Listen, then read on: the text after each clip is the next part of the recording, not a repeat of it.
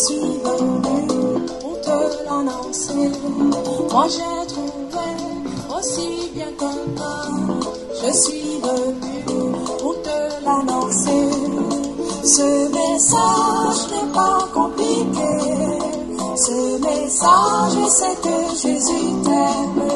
Dans ses bras, dans son grand amour, il a pris tes péchés sur lui.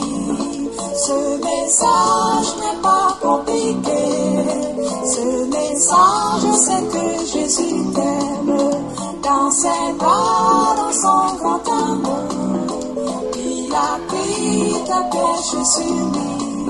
Aujourd'hui, moi, je suis bien changé, étant jugé, tristement pour moi. À ma place, il a été puni. C'est donc pour moi son heureux enfant. Je lui demandais, comme le Seigneur dit à Gethsémani, lui demander, Père, vraiment, accorde-nous la force, accorde-nous la force de pouvoir nous soumettre à toi dans cette volonté-là. Et puis marcher dans cette volonté jusqu'à l'accomplir. Parce que, comme on l'a vu, Balaam connaissait quelle était la volonté du Seigneur. Le prophète Balaam connaissait. Un temps, l'homme Balaam est entré en action ici, là.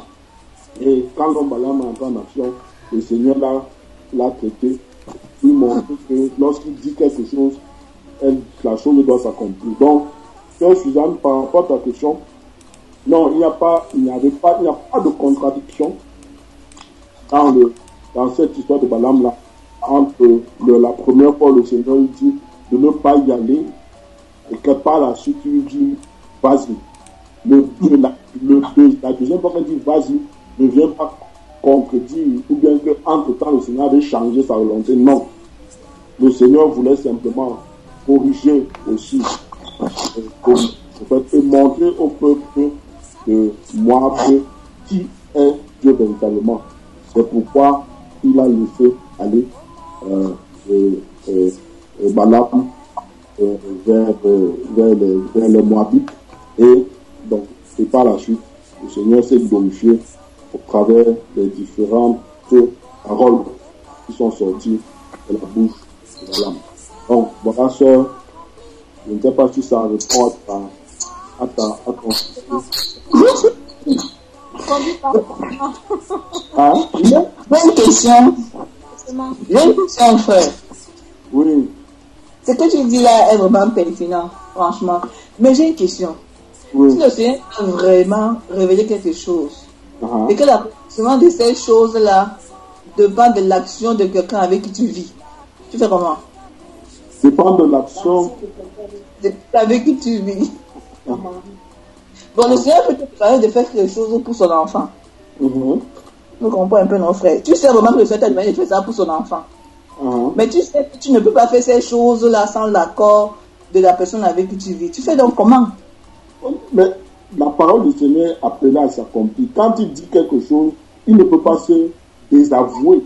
Donc s'il t'a dit cette chose-là, reste sur cette chose-là. Et autant opportun, s'il va toucher la personne avec qui tu es, il le fera. C'est une certitude. Il n'y a même pas de doute là-dessus. Si tu as la certitude certaine que c'est lui qui t'a dit la chose, Seigneur, voilà, tu m'as dit la chose. Le temps de l'accomplissement dépend du Seigneur. Comment ça se fera dépend de lui. Toi, reste positionné sur ce qu'il t'a dit. Quand le temps va arriver, c'est même la personne là même qui va te dire, mais au fait, est-ce que tu n'as pas quelque chose? J'ai même un truc ici à faire. Prends, va faire.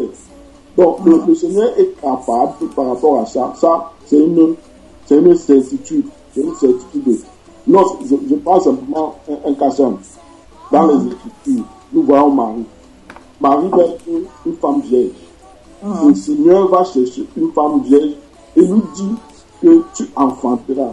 Mais la femme dit, mais mon frère, mais toi tu viens me parler. Comment toi tu me mets dans cette question? Non, je n'ai pas encore connu cet homme. Ce n'est pas normal. Ce que tu me dis là, ce n'est pas normal. Mais tu veux que je fasse comment? Je m'en sors ici. Comment? Et le Seigneur lui avait déjà dit que tu vas avoir le Saint-Esprit qui viendra sur toi et tu enfanteras. attends, c'est normal qu'elle se pose la question, qu'elle se dise, mais ça va se passer comment?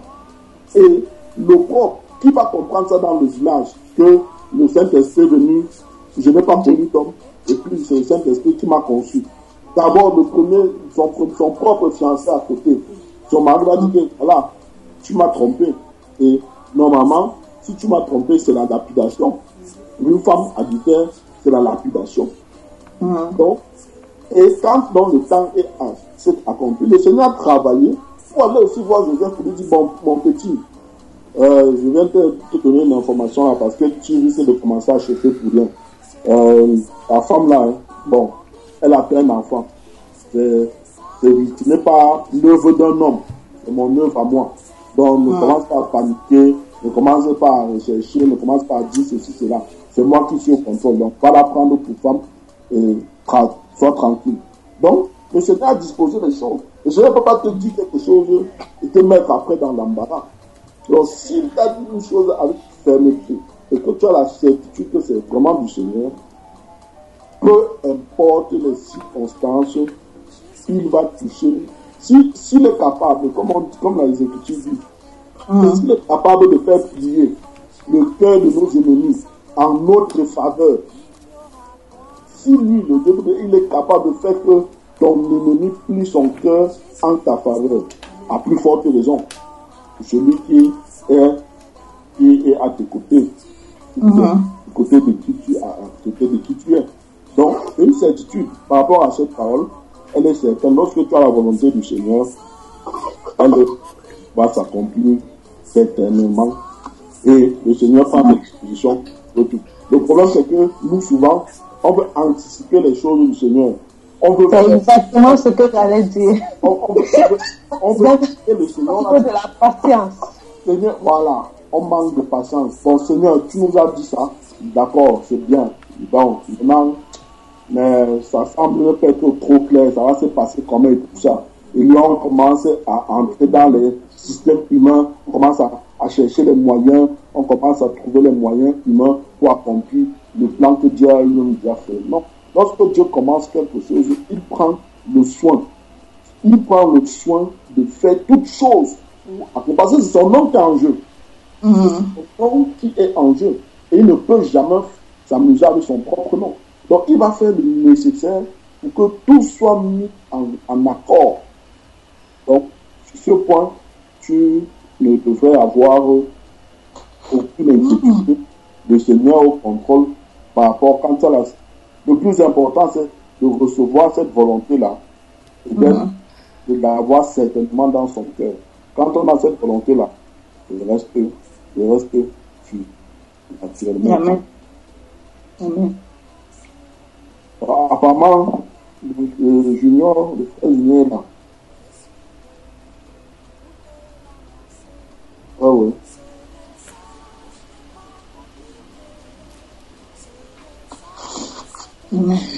Salam, frère junior. Bonsoir mon bien-aimé frère. Comment tu vas? J'écoutais avec appétit votre partage. La sœur de la Roche, bonsoir et bienvenue.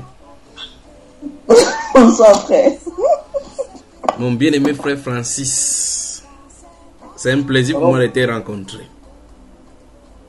Amen. Tout le monde va bien, n'est-ce pas? Oui, pas la grâce de Dieu. Et la sœur Monique, la sœur Monique, tu vas bien? Oui, frère, je n'ai pas la grâce de Dieu, je vais très très bien. Que le Seigneur te bénisse. La sœur Suzanne, bonsoir et bienvenue. Merci mon frère Junior. Que le Seigneur te bénisse. Amen. Dédicace spéciale à Pénuel. Voilà, allez, on danse. On danse.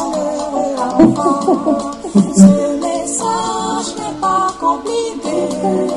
Ce message, c'est que Jésus t'aime. Dans ses bras, dans son grand amour, il a pris tes péchés sur lui. Ce message n'est pas compliqué. Ce message, c'est que Jésus t'aime. Dans ses bras, dans son grand amour, il a pris tes péchés sur lui.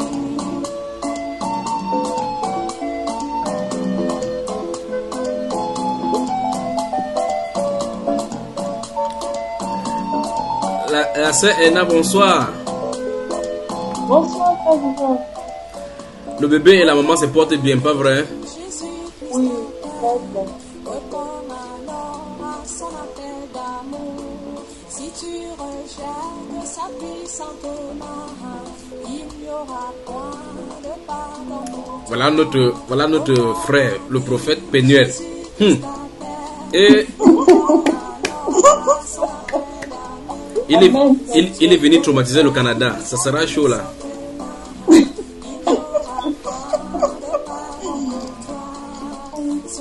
Amen, amen,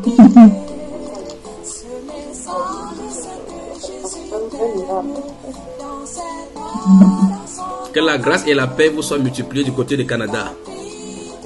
Amen. Amen. Vous voyez là la sœur Monique qui est toujours en mouvement.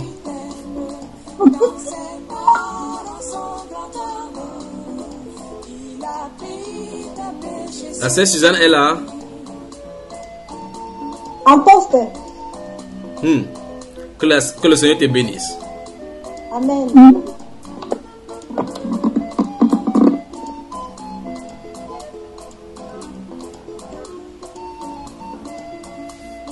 Est-ce que ma vidéo est visible?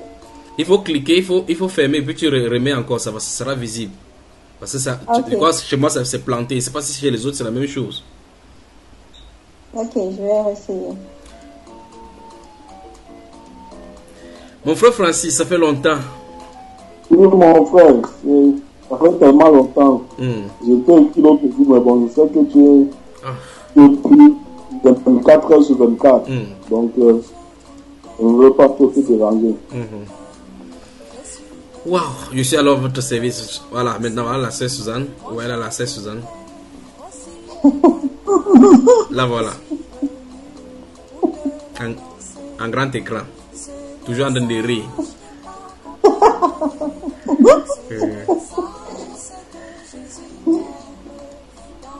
Que la grâce et la paix vous soient multipliées. Canada dans la sainteté, bonsoir et bienvenue encore.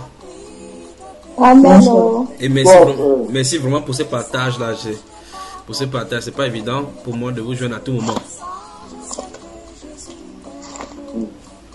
Alors, je suis livré alors entre vos mains pour des questions. S'il n'y a pas de questions, on voit un sujet ce soir. Oui, mais mon frère, dans un des enseignements, tu as parlé de l'enseignement sur les réalités des chrétiens non accomplies là.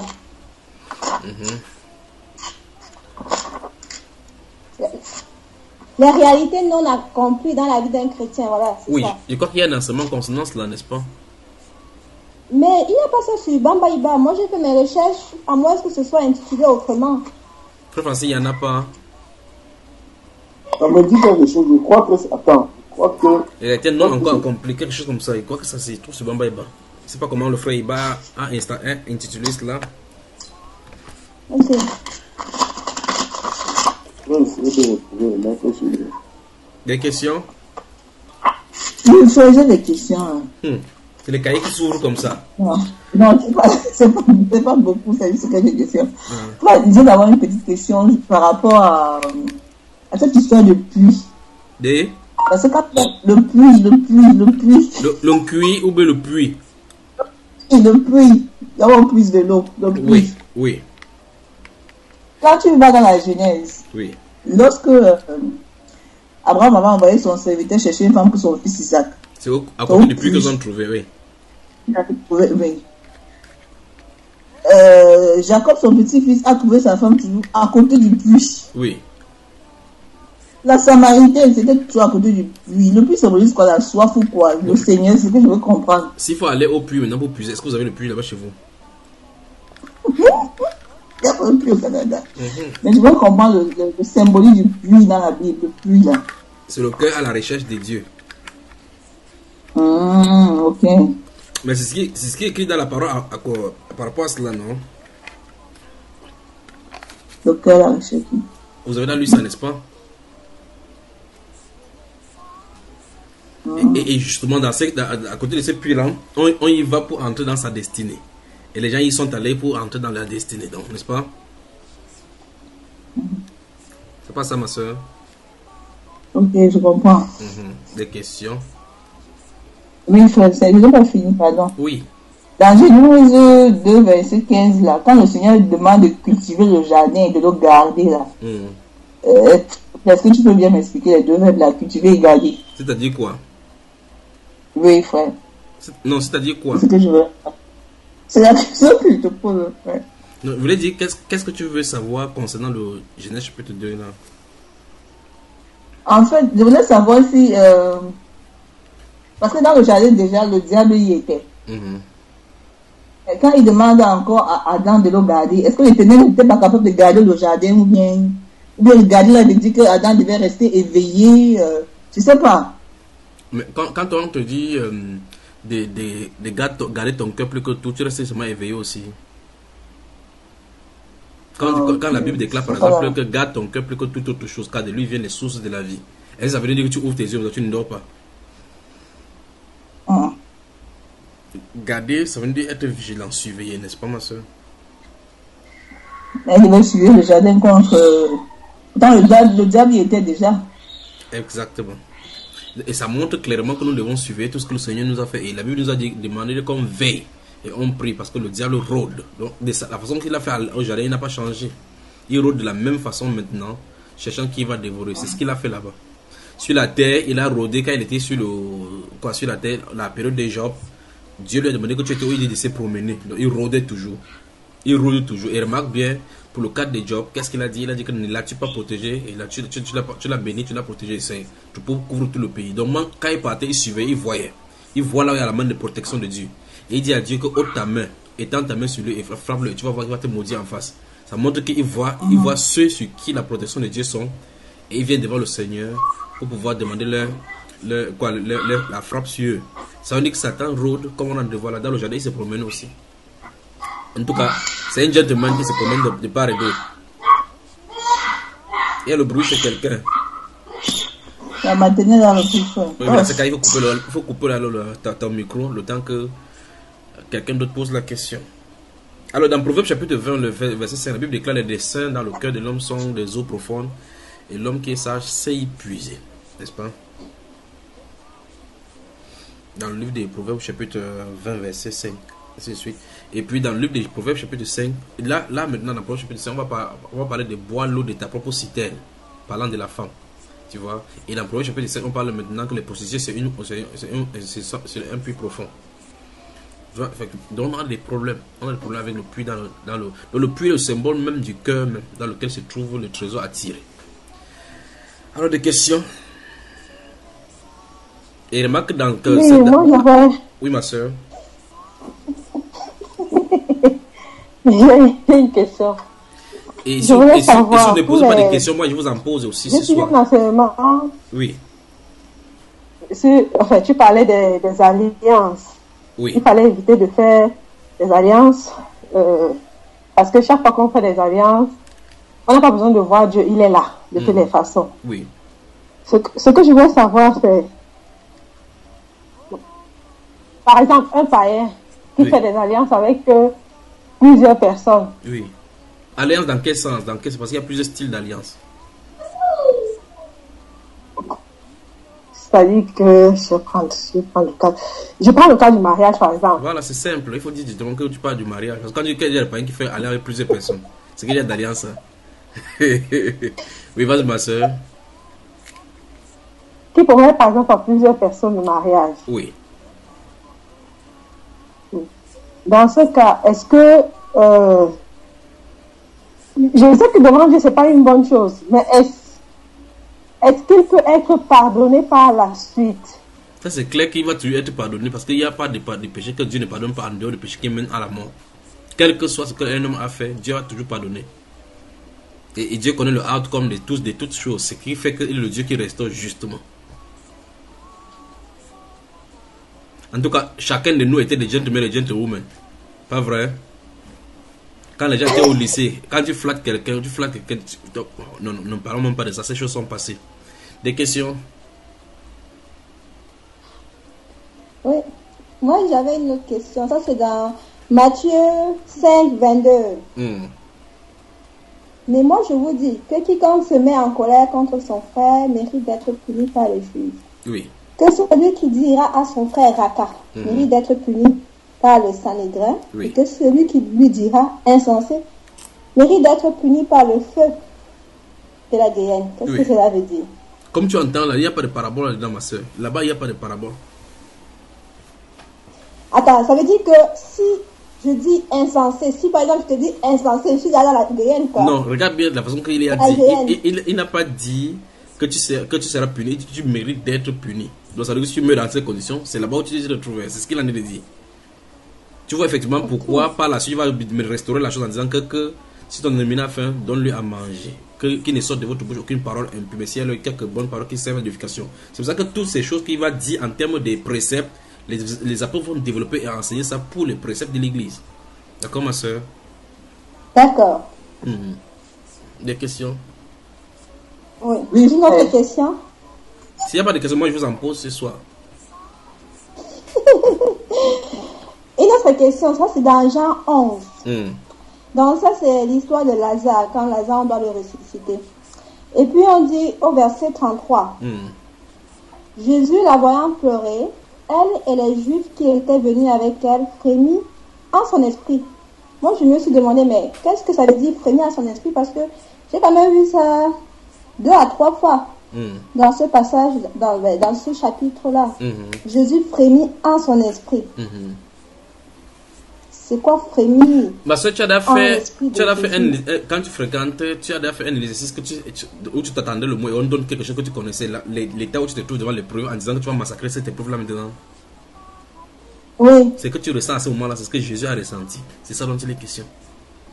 ok. Donc il a trouvé son exercice quoi. Tu sais que l'exercice de ressusciter c'est pas facile. Ok, ah d'accord, Voilà. je comprends. Des questions? Vous voyez qu'il explique simplement aujourd'hui, non? Oui. Il attend jusqu'à ce qu'il attrape un fil là où on va conduire. Des questions, des questions? Oui, au niveau du livre de Matthieu 7, entre le verset 15 à 18. En fait, ce que je voulais savoir, quand on dit, vous reconnaîtrez les vrais prophètes par Les fruits. leurs fruits. Oui. Ce que je voudrais savoir si je ne me perds pas. Les fruits, ce sont des personnes qu'ils ont réussi à ramener sur le bon chemin. Donc tu vas les chercher tous.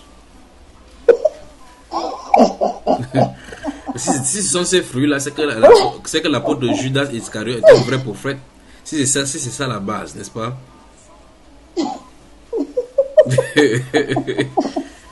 Elle la seule. Je vais vous raconter l'histoire je vais raconter l'histoire d'un papa. Quand vous avez écouté la série sur la mort, c'est ce papa là dont je suis allé pour son enterrement.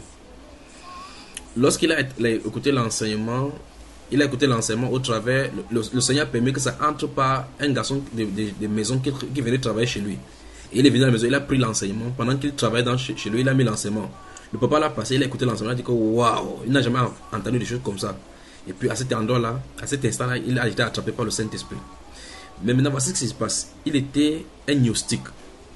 Dans le temple de leur loge, il était le deuxième. Donc après le maître, c'était lui. Et donc quand le maître n'était pas là, celui qui coordonnait les choses là-bas, les choses dans la loge de la loge, parce qu'il a été dans la franc-maçonnerie, dans le Rose-Croix, ainsi de suite. Et donc voici donc ce que le maître lui a dit. Il est tellement puissant à l'intérieur au point où le maître a dit que toi là, comme je te vois là, tu ne peux pas réussir chez nous sans que tu ne lises la Bible.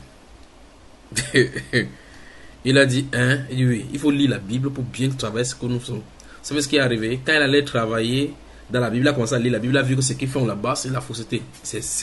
Le Seigneur l'a écarté là-bas à partir de la Bible. Mais la question c'est, qui lui a conseillé cela? Vous voyez que c'est le grand maître même de la loge qui l'a chassé de la loge avec la Bible. Maintenant, le voilà maintenant qui est converti. Vous direz maintenant que ce grand maître là, pour autant que c'est son fruit, comme il a dit, comme il a indiqué la voix de la Bible là, celui-là, il porte les caractéristiques du vrai prophète. Depuis la Bible, depuis l'Ancien Testament, Dieu a donné les caractéristiques des prophètes venant de lui. depuis le livre de Deutéronome, ainsi de suite. Enfin, le marque des... Je crois que j'en ai parlé sur des antennes des radios Bonne Nouvelle, dans prophétie et divination, quelque chose comme ça, des pratiques divinatoires. Il y a les caractéristiques des bergers. Enfin, les bergers sont différents des prophètes. Donc, parce que si on parle des prophètes, c'est autre chose. Les caractéristiques des prophètes sont claires dans la Bible. D'accord, ma soeur? Donc, dans ce Matthieu chapitre 7, là, quand il parle de fruits, il ne parle pas des gens qu'il a convertis. C'est que dans ce cas-là, Judas serait sur cette base-là, puisque la Bible déclare qu'il n'avait pas au même ministère que les apôtres authentiques du Seigneur Jésus-Christ. Alors, sur cette base, Judas sera un vrai apôtre. Mais pourtant, la Bible elle dit clairement qu'il est allé en son lieu. Des questions? Oui, frère, j'aimerais qu'on reste, si quelqu'un avait d'autres qui prennent la parole, mais j'aimerais qu'on reste un peu sur les prophètes là. Oui. J'aimerais que tu me donnes un peu, s'il te plaît, frère, si je sais que tu en es capable. L'explication de Apocalypse 11, la verset 1 à 13, sur les deux prophètes. Parce que je me souviens, une fois dans l'enseignement, tu disais que Apocalypse, c'est la révélation des choses à venir. Non, pas seulement des choses qui vont... Pas seulement ça. Il y a des choses dans l'Apocalypse qui sont déjà passées. Des choses que nous sommes en train de vivre, et des choses qu'on n'a pas encore vécues, et des choses qu'on ne vivra même pas. Oui. Ah. Oui, c'était par rapport aux deux prophètes-ci là. Oui, qu'est-ce que tu veux savoir sur eux? Les deux prophètes. S'ils sont mariés. Ou bien non, s'ils sont au Canada. Ou s'ils sont dans le sens de quand c'est... mon Dieu. Quand ces prophètes, je parlais de la période d'accomplissement du ministère de ces deux prophètes là, parce que je ne sais pas s'ils sont les prophètes, si c'est leur ministère s'accomplit pendant que nous vivons. Alors, ou bien il s'accomplira. Oui, donc, je crois que dans ces cas-là, j'en ai touché dans l'enlèvement et la grande tribulation. J'en ai parlé là-dedans. Je vois que comme c'est 9 heures de temps, chacun fuit pour ne pas écouter. Ça se trouve là-bas. J'ai écouté ça fait. Ah oui, ça veut dire que tu as écouté au moment où on parlait de cela, peut-être tu somnolais un peu. C'est bien dit là-bas et détaillé. Allons dans le livre d'Apocalypse rapidement, donc lisons cela et puis voyons dans ce qu'il en dit rapidement. Apocalypse chapitre 11. Oui. Verset 1 à 3 d'abord. C'est une question peu parce qu'avec les enfants qui sont à côté là, c'est pas évident pour moi. Ferme le micro alors ma soeur. Apocalypse 11. Verset 1 à 3. Ok. On me donna un roseau semblable à une verge en disant: lève-toi et mesure le temple de Dieu, l'autel et ceux qui y adorent. Mais le parvis extérieur du temple, laisse-le en dehors et ne le mesure pas. Car il a été donné aux nations et elles fouleront au pied la ville sainte pendant 42 mois. Oui. Je donnerai à mes deux témoins le pouvoir de prophétiser, revêtus de sac pendant 1260 jours. Voilà. Après le temps de les prophéties, donc, ils vont être... Bon, de toute façon, les caractéristiques qui se trouvent dans ces passages d'Apocalypse chapitre 11 montrent clairement que, déjà même, comme ce sont les prophètes, ils sont censés prophétiser, donc forcément, ils se trouvent sur la terre. On ne prophétise pas en haut. Nous sommes d'accord. Mais là, on nous dit clairement qu'on est en train de mesurer le pavé des temples. Donc, ça veut dire que ça se trouve du côté, et là encore, il y a un autre synonyme, ou bien un autre acronyme de ces gens-là, de ces choses-là, qui montre clairement que ça ne s'agit pas de l'église, il s'agit d'Israël, parce qu'on parle de la ville sainte. Ça, c'est on parle de ville sainte, on parle de temple, vous voyez, on parle des gens qui sont revêtus de sacs. Les chrétiens, les prophètes du Nouveau Testament ne sont pas revêtus de sacs. Ça, c'est les caractéristiques des prophètes de l'Ancien Testament. C'est pas ce que vous saisissez. Donc, vous voyez que les caractéristiques, vous pouvez étudier les caractéristiques qui se trouvent tout autour. Vous voyez effectivement qu'il est question de temple. Or, sur la terre, maintenant, le seul temple du Seigneur, c'est le chrétien. Et les deux temples ne peuvent pas être sur la terre au même moment. Ça veut dire que pendant que les chrétiens sont sur la terre, il ne peut pas avoir un autre temple d'adoration, un lieu d'adoration autre que les chrétiens. Ça veut dire que les chrétiens ne sont pas... Ceux qui sont habités par le Saint-Esprit ne sont pas sur la terre à cet instant-ci. Parce qu'en réalité, on dit clairement que le pavé extérieur a été donné aux nations. Parce que pour ceux qui vont venir, qui vont affluer à Jérusalem, si vous lisez le livre de Zacharie, au chapitre 14, le livre de Michée au chapitre 5, où on parle par exemple, et au chapitre 21 même de cette... au chapitre 21 d'Apocalypse, les deux derniers versets, la Bible déclare que les nations y afflueront, ils apporteront leur gloire. Disant ce que le prophète Zacharie avait dit. Vous m'entendez bien? J'espère que je ne vais pas vite. Donc en lisant donc Apocalypse chapitre 11, les différents thèmes qui ressortent là-bas montrent clairement. Donc, il y a un temple, la notion de temple qui revient, qui est comme le lieu d'adoration, le lieu de rassemblement.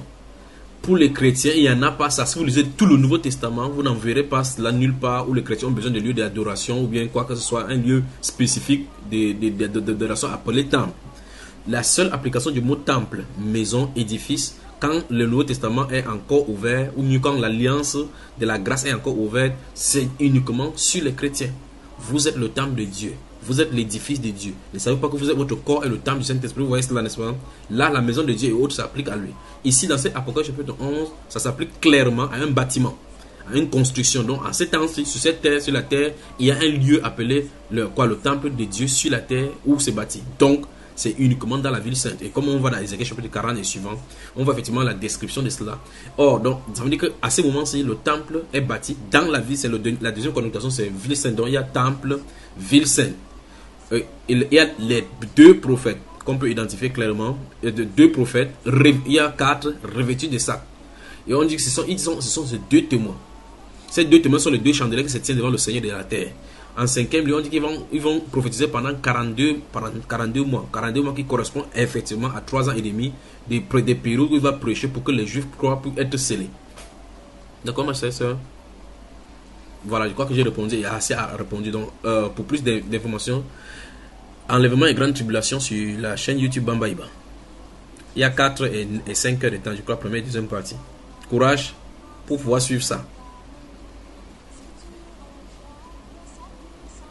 Bon, toutes les autres personnes montrent seulement les plafonds avec les murs. Peut-être le frère français allait regarder l'eau au feu. Et la sœur Monique a mis le riz au feu pour les enfants. Bon, de toute façon, je crois que ça joue toujours. Des questions. La sœur de la Roche, c'est bon? Oui.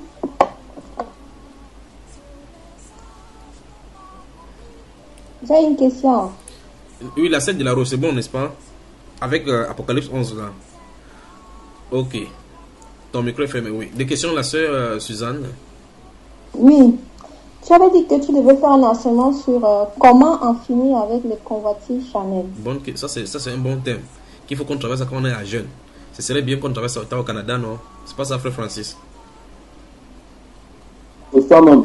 Bon, déjà, il peut déjà lancer dans les premiers jalons. Pour en finir avec la convoitise, donc il faut d'abord percer ses yeux. Voilà la première chose. Donc on pourra dire comme ça déjà et puis plus tard développer. Donc, parce que est-ce que celui qui n'a pas les yeux ouverts, est-ce qu'il peut convoiter? Non. Donc la solution clairement bibliquement c'est qu'on perce les yeux. Donc c'est ce qu'on va voir et on va développer. D'autres questions? Okay. Comment s'édifier soi-même? La sœur de la Roche, tu peux répondre. Je crois qu'il y a différents versets bibliques qui parlent clairement comment s'édifier par les psaumes, en chantant les cantiques, ainsi de suite. Entretenez vous-même par les cantiques, ainsi de suite, n'est-ce pas? Et le plus bon, c'est qu'on s'approche encore en buvant de l'air spirituel pur, qui par lui, on va croître, n'est-ce pas? Dans ce livre de 1 Pierre chapitre 2. Continuez. Quand vous aurez épuisé votre question, je vais vous poser la première de mes questions. Oui, frère. Oui. Je me souviens pas bien de la semaine, mais je voulais vraiment que tu nous en parles. Parce que cette semaine, je pensais vraiment à ça tôt le matin. Tu disais que tu vas nous enseigner sur cette expression tôt le matin. Parce que moi, là, tôt le matin, comme je suis déjà un peu, je sais pas si c'est la religion, c'est quoi que je pratique. Je me lève souvent le matin, il y a des matins où je peux chanter, d'autres où je chante pas, mais c'est la même routine. Je lis ma Bible, après je prie. Je veux quelque chose de nouveau, quoi. Et puis, bon, tu avais promis que tu devais nous enseigner sur quelque chose comme ça tôt le matin. Je ne sais pas si c'est le moment, mais j'avais vraiment besoin, frère. Ça, c'est qui est sûr que nous sommes déjà la nuit, donc on ne peut pas faire ça maintenant. Plus tôt le matin, non. Donc, c'est noté. C'est noté. Et quoi que dans cet enseignement, il parlait de la manne qui était allée chercher d'être très tôt le matin, n'est-ce pas, la rosée du matin. Où on parle dans le livre d'Exode et des Nombres.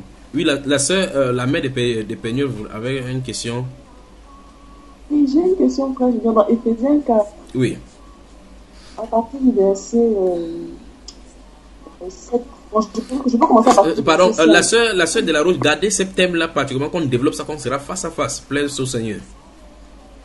Regardez cette thème. Amen. J'espère que quand on sera là, on n'aurait pas commencé à donner plutôt la nourriture au lieu de prendre cette genre de nourriture ici. Parce que je connais les gens, il y a c'est la soeur Erna là qui aime faire manger, les gens elle-même ne mangent pas. Oui, la soeur, allons-y donc, oui. Oui, on dit, Éphésiens 4 à partir du verset 5 dit, il y a un seul Seigneur, une seule foi, Oui, un seul baptême, oui. un seul Dieu de tous, qui est au-dessus de tous, parmi tous. Et à chacun de nous, la grâce a été donnée selon la mesure du don de Christ. Il y a comme c'est pourquoi il est dit il est monté dans les hauteurs, il a amené des captifs et il a fait des dons aux hommes. Oui. Je ne comprends pas, frère, je ne comprends pas la corrélation entre les deux versets. Parce qu'on dit c'est pourquoi il est dit il est monté dans les hauteurs. 2 points. 2 points. Ah, ma soeur, tu lis la Bible. La soeur Alphonsine, bonne arrivée et bonsoir. Oui, bonsoir mon frère, et désolé pour le retard. Non, tu n'es pas en retard, tu es seulement à l'heure que Dieu voulait. Ça va, ma soeur? Oui, ça va très bien, merci par la grâce de Dieu. Bonsoir à tous les bien-aimés. Désolé pour le retard. J'espère que vous avez suivi cette question parce que là, maintenant, on commence à toucher ce que mon âme aime dans les Écritures. C'est ces choses-là qui prennent des tournures du langage du Seigneur. Maintenant, je crois que tout le monde a déjà lu le verset. Ma soeur Erna, le volume est bon, vous m'entendez bien? Très bien. Voilà. Très bien. Maintenant, ouvrons ces Éphésiens là, regardons quelque chose là. Merci, Père.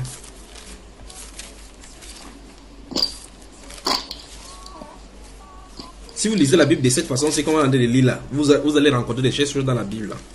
Donc, dans Éphésiens au chapitre 4, le verset 4, effectivement, dit, à partir du verset 4, il dit, il y a un seul corps et un seul esprit, comme aussi vous avez été appelés à une seule espérance par votre vocation. Il y a un seul Seigneur, une seule foi, un seul baptême, un seul Dieu et Père de tous, qui est au-dessus de tous et parmi tous et en tous. Mais chacun de nous, la grâce a été donnée selon la mesure du don de Christ. Puis c'est pourquoi il est dit, 2 points ici. Maintenant, les versets 7, 8, 9, 10 et 11 sont donc justement liés. Ce sont ces versets-là. Ce dont nous allons traiter ne vient pas avant le verset 7. Donc c'est le verset 7 qui enchaîne. Ce n'est pas à partir du verset 6 ni précédemment. Parce que précédemment, on a seulement indiqué, c'est à partir du verset 6, verset 7, qui est contenu avec ce qui va annoncer suivant, en révélant ce que la parole disait dans ce livre des psaumes. D'accord, mes soeurs? Alors, donc, si vous prenez ces passages où il a pris, il prend ça dans le livre du psaume 68, le verset 19. Et si vous regardez la façon qu'il dit cela dans le psaume 68, verset 19, avec les différentes congruences là-bas, ça n'a pas de sens. Parce que là-bas, il parle des extraterrestres qui habitent dans les lieux, c'est les arides. Il parle de beaucoup d'autres choses, n'est-ce pas, ma soeur? Ok. Vous savez, les extraterrestres, il parle de cela. Donc ici, verset 7, il dit, mais chacun de nous, la grâce a été donnée selon la mesure du don de Christ. Maintenant, écoutez très attentivement. Puis il dit, c'est pourquoi il dit, étant monté dans les hauteurs, il a amené les captifs, il a fait des dons aux hommes. Mais on a un problème ici. En réalité, l'apôtre Paul a expliqué que c'est pour cela que Christ disait, il a dit cela dans les Saintes Écritures, en citant le psaume 68, justement le verset 19. Maintenant, faisons-y un tour avant de revenir. Le psaume 68, donc justement. Donc ici, je recommence encore. Ceci, ça commence à partir du verset 7, pas le verset 6. Ce n'est pas toutes les explications de il y a un seul Dieu, que c'est pourquoi ne se réfère pas à il y a un seul Dieu, une seule fois, un seul baptême. Non. Ça se réfère du don des mesures de Christ qu'il a donné à chacun. Voilà. Psaume 68. Psaume 68. Que le Seigneur vous bénisse. Le verset. Quand on va prendre à partir du verset 4. Enfin, ça se trouve au verset 19 normalement. Ça peut décaler selon quand on a commencé le votre psaume.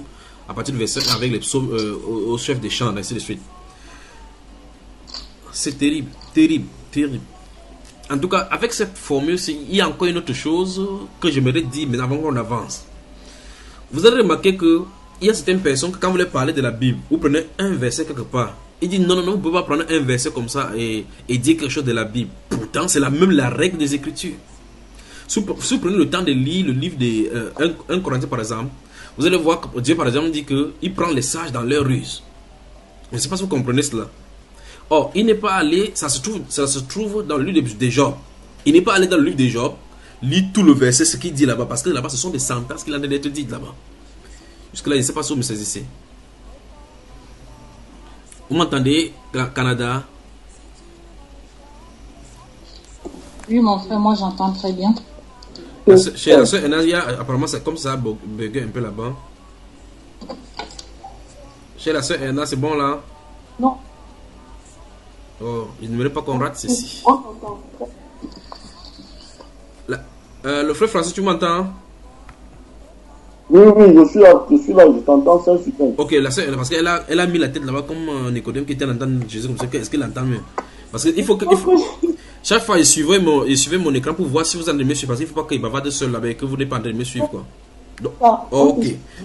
Ok. Donc, comme on a ouvert le psaume 68, allons dans le livre de 1 Corinthiens. Je voulais expliquer quelque chose concernant ces principes-ci. Ça se trouve dans le psaume. Enfin, c'est plein dans la Bible. C'est un bon thème également qu'on doit développer dans la Bible. Parce que quand vous prenez par exemple le cas de la femme qui ne doit pas enseigner, quand les gens ont cherché de midi à 14h comment savoir pour essayer de contredire, dire que non, ce n'est que la pour qui a dit cela. Ce n'est qu'un seul verset biblique qui dit. Un seul verset biblique venant du Saint-Esprit, même s'il y a 800 paroles des hommes qui disent n'importe quoi, ce seul verset là-bas les renverse totalement. Un seul passage. Si ça vient, dès que ça vient du Seigneur, ça fait autorité sur toutes les autres paroles que les hommes auraient proférées. Donc allons mettez le doigt dans le livre du psaume 68. Allons dans 1 Corinthiens chapitre 1. 1 Corinthiens. 1 Corinthiens. C'est un autre thème là-bas. Ça se trouve encore dans le livre des Romains. C'est plein là-bas. Plein. Souviens-toi, on va revenir dans ton... Ouais, en tout cas, chaque fois nous citons cela, ça sans le savoir. Regardez, verset 17 à 19. Qui va lire cela?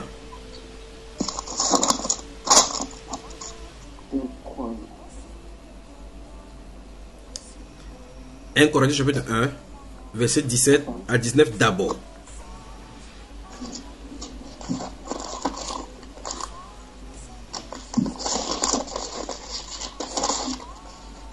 Ok. 17 à 19. Bon, je lis. Oui. Ce n'est pas pour baptiser que Christ m'a envoyé, c'est pour annoncer l'évangile, et cela sans la sagesse du langage, afin que la croix de Christ ne soit pas rendue vaine. Car la prédication de la croix est une folie pour ceux qui périssent, mais pour nous qui sommes sauvés, elle est une puissance de Dieu. Il commence maintenant. Aussi, écoutez. C'est cette tournure que vous voyez dans la Bible. Puis il dit et aussi est-il écrit, je détruirai la sagesse des sages et j'anéantirai l'intelligence des intelligents. Stop. Vous avez vu? Allons dans le livre de Job chapitre... Oh, vous crois que ça a commencé là ce soir-ci. Allons dans le livre de Job chapitre 5. Job chapitre 5. Si vous avez la Bible avec la nomenclature normale, c'est juste avant les psaumes là. Ok, avant les psaumes. Oui. Vous y êtes.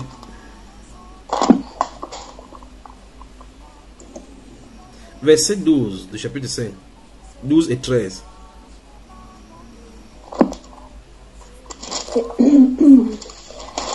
Versets 12 et 13. Oui. Il anéantit les projets des hommes rusés, Oui. et leurs mains ne peuvent les accomplir. Il prend les sages dans leur propre ruse, et les desseins des hommes artificieux sont renversés. Voilà. D'abord, la première chose à remarquer ici, c'est Eliphaz de Théman qui le dit à Job. On s'attendrait... Ah mon Dieu. Oh Seigneur. Oh. Vous voyez, chaque fois qu'on avance avec cette écriture-ci, on arrive toujours à cette compréhension, c'est que les gens ne se mettent pas à enseigner. Parce qu'on aura des problèmes. On aura des problèmes devant le Père. On aura des problèmes. Regardez, si vous lisez le livre Job carefully, de façon prudente, vous allez remarquer que plus tard, Dieu va demander aux trois amis de Job qu'ils ont mal parlé de lui, qui doivent aller demander pardon à Job, que Job va prier pour eux. C'est ça, frère? Ok, maintenant regardez. Regardez encore 1 Corinthiens chapitre 1. Le verset 19 dit quoi? Aussi est-il écrit, je détruirai la sagesse des sages et j'anéantirai l'intelligence des intelligents. Alors, l'apôtre Paul, par le Saint-Esprit, est en train de citer ici Eliphaz de Théman qui parlait à Job. Ce Eliphaz de Théman à qui, avec ses compagnons, Dieu a dit d'aller demander pardon à Job. Mais là se trouve dans son esprit, dans sa parole, les paroles contenues par le Saint-Esprit. Le Saint-Esprit est inspiré. C'est quand même terrible la Bible ici. Terrible. Et là, Job a le dit que c'est prévu dans les Écritures que Dieu avait dit qu'il va détruire la sagesse des sages. Mais qui a dit cela? C'est Eliphaz de Théman qui a dit cela. Et jusque là, rentrons dans 1 Corinthiens, ça ne s'arrête pas là. Verset 20 là, oui. Où est le sage? Où est le scribe? Où est le disputeur de ce siècle? Oui. Dieu n'a-t-il pas convaincu la folie de la folie? Dieu n'a-t-il pas convaincu de folie la sagesse du monde? Ésaïe chapitre 33, allons-y. Dans Ésaïe chapitre 33, mais je m'excuse, hein, c'est pas moi qui fais. C'est lui qui a balancé ça partout comme ça, en distribuant ça partout dans les Écritures comme ça. Je vais vous montrer quelque chose. Avant qu'on revienne à la question de notre sœur. Ésaïe 33. Quel verset, mon frère? Vous y êtes. Oui. Verset 18. Ok. Ton cœur se souviendra de la terreur. Où est le secrétaire? Où est le trésorier? Où est celui qui inspectait les tours? Mais où est-ce que l'apôtre Paul est en train de dire ici? Vous avez vu cela? Où est le disputeur de ces siècles? Et là-bas, le prophète dit, où est l'inspecteur de cette tour? Chapitre 29, verset 14. Regardons en haut là-bas. D'Ésaïe. Ésaïe toujours, oui. Chapitre 29, verset 14. Ok. Verset 14. C'est pourquoi je frapperai encore ce peuple par des prodiges et des miracles. Oui. Et la sagesse de ces sages périra, oui. Et l'intelligence de ces hommes intelligents disparaîtra. Et Dieu a dit cela par le prophète Ésaïe.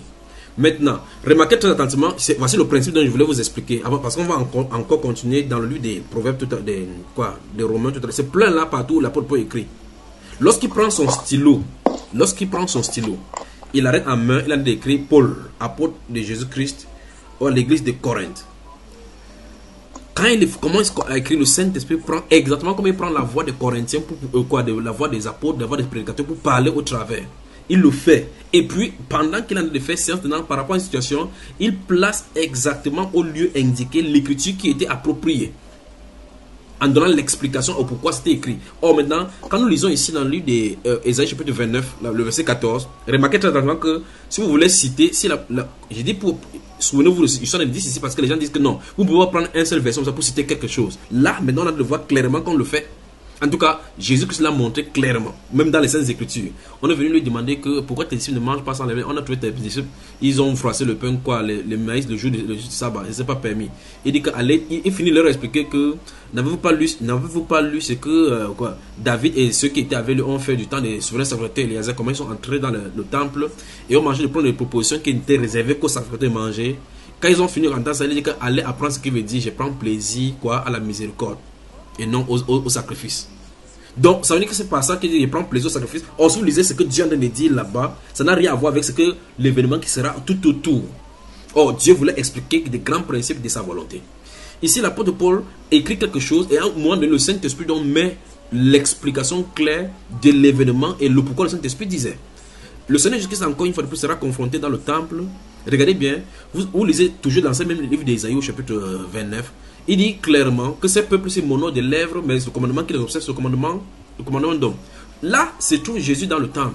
Il saccage les gens, ou bien les pharisiens viennent. Si vous lisez votre livre de Marc, s'il vous plaît, si je vais vraiment vite, calmez-moi. Marc chapitre 7, si vous lisez Marc chapitre 7, jusqu'au verset 22, où il fait la confrontation, on va lui dire que tes disciples mangent sans se laver les mains, ainsi de suite. Il dit, et vous? Remarquez très attentivement que tant qu'ils n'ont pas parlé, Jésus ne parle pas.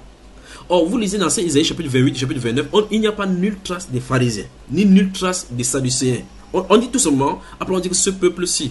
Quand on dit ce peuple-ci, vous avez comme impression que c'est tout le peuple dont on est en train de parler. Que non, le Saint-Esprit, par ce mot-là, où Jésus a placé le verset à la place qu'il faut, montre clairement qu'il s'adresse aux pharisiens, sans pourtant appeler pharisiens. Maintenant, quand ils vont confronter le Seigneur Jésus-Christ en disant, tes disciples mangent sans se laver les mains. Et puis on explique effectivement qu'ils ont des traditions qui font lavage de coupe et ainsi de suite quand ils rentrent dans le lieu public. Jésus leur dit, ok, et vous, pourquoi donc transgressez-vous les commandements de Dieu au profit de vos traditions? Après il commence à citer. Il dit, hypocrite. Il dit, Ésaïe a bien prophétisé sur vous. Vous voyez cela? Or, quand vous allez dans le livre d'Ésaïe, si vous citez la parole à quelqu'un, je vais dire que en tout cas, c'est pas à moi qu'on il n'y a pas mon nom là-bas. Sur quelle base donc Jésus dit à ces gens que c'est d'eux dont Ésaïe parlait? Je ne sais pas si vous saisissez. Il dit, Ésaïe a bien, c'est avec raison que Ésaïe a proposé sur vous que ce peuple m'honore des lèvres, mais le commandement qu'ils ont, c'est le commandement d'homme. Or, parce que les circonstances de l'écriture étaient positionnées, Jésus a donné l'écriture correspondante.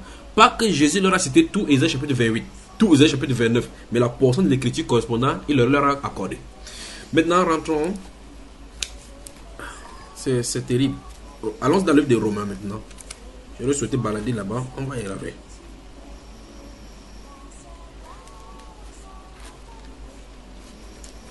Il dit le livre romain. Allons les derniers versets du chapitre des Romains là. Où est-ce que c'est tout Romain là? Au mieux. Alors, prenons Romains chapitre 9 et 10. Regardez quelques versets.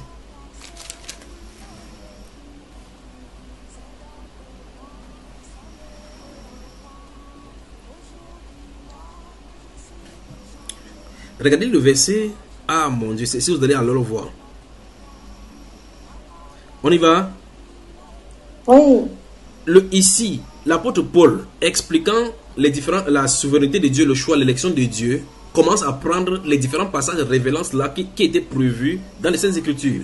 Quand vous voyez les musulmans aujourd'hui disent que Dieu n'avait pas demandé à ses disciples, et de façon claire, vous voyez comment Jésus a dit dans Matthieu chapitre 10 que n'allez pas chez les païens, n'entrez pas dans la maison des Samaritains, allez aux brebis, chercher les brebis égarées des enfants d'Israël.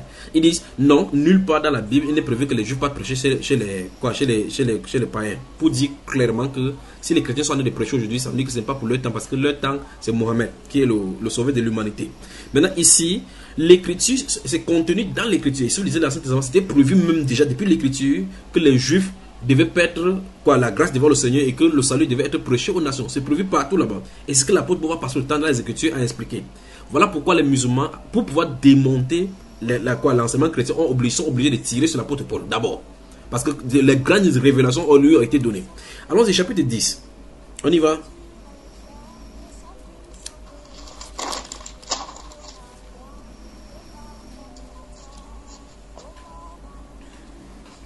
On y va, mes frères. Quel verset? C'est plein seulement. Je suis seulement embarrassé là maintenant. Ici, c'est plein partout. Nous sommes au chapitre 10 d'abord. Chapitre 10. Bon, prenons alors à partir du verset 17 jusqu'au dernier. Allons-y. Ainsi, la foi vient de ce qu'on entend, et ce qu'on entend vient de la parole de Christ. Oui. Mais je dis, n'ont-ils pas entendu au contraire? Leur voix est allée par toute la terre et leur parole jusqu'aux extrémités du monde. Maintenant, allons-y d'abord. D'abord, le verset 18, il pose une question. Il dit, mais je dis, n'ont-ils pas entendu? Au contraire, il dit, leur voix est allée par toute la terre et leur parole jusqu'aux extrémités du monde. L'apôtre Paul cite un passage, un tout petit passage du psaume 19. Regardez le verset 5 du psaume 19. Qu'est-ce que ça dit? Rapidement, et on continue dans cette même phrase là.